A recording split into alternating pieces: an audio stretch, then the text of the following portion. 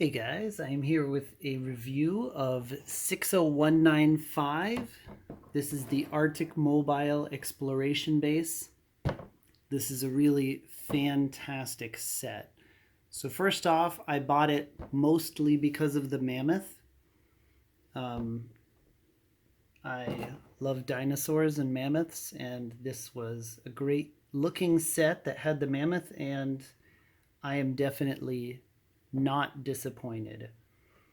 So this set comes with basically 4 vehicles, 2 of them with wheels, this one with 6, this one with 4, 2 of them with skis, this is the mobile research station, and the sled.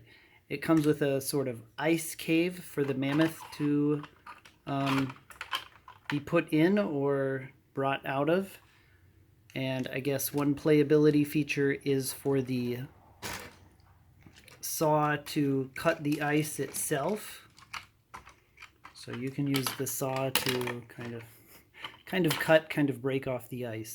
And then you can put the mammoth on the transport trailer. All of the vehicles connect together in the front and in the back, with the exception of this sled is clearly the final piece, and this 6-wheeler is the frontal piece. So they do not, this one doesn't connect in the back, this one doesn't connect in the front. This set comes with 6 minifigures. So I wouldn't say one of them is clearly the captain.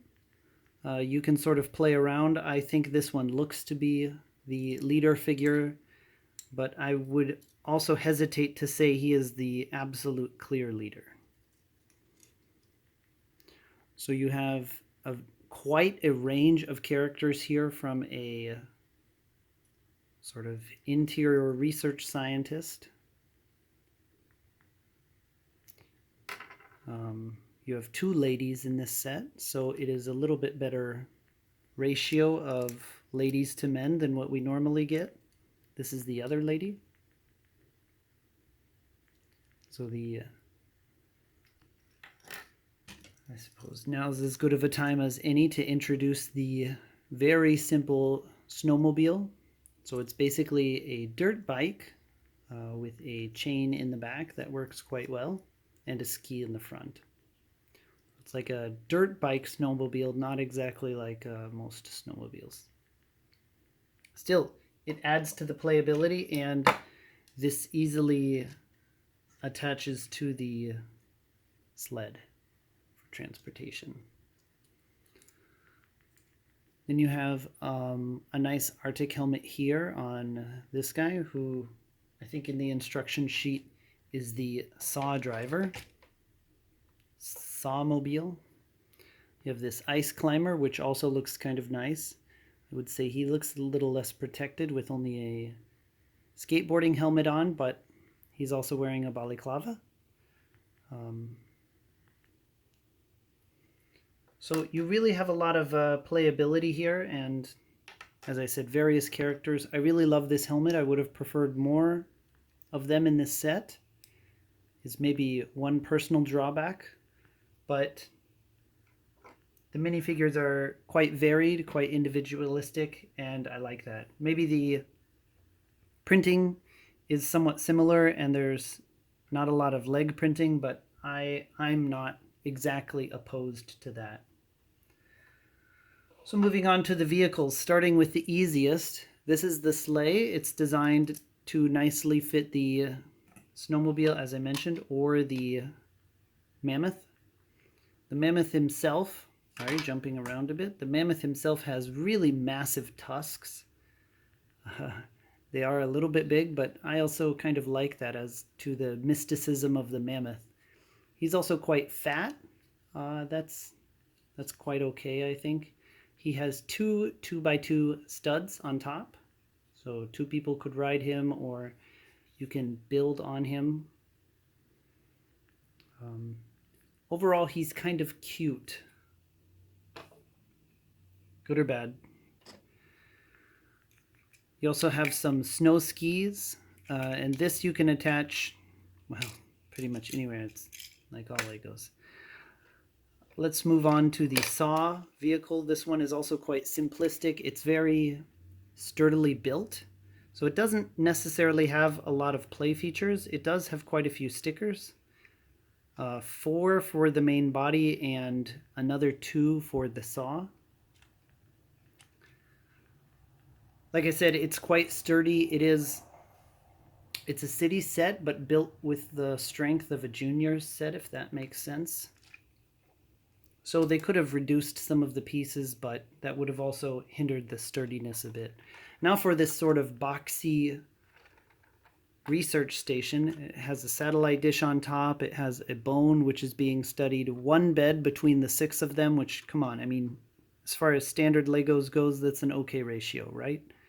It has what looks like a coffee maker inside the edge, and it has a computer screen on the hanging from the wall corner.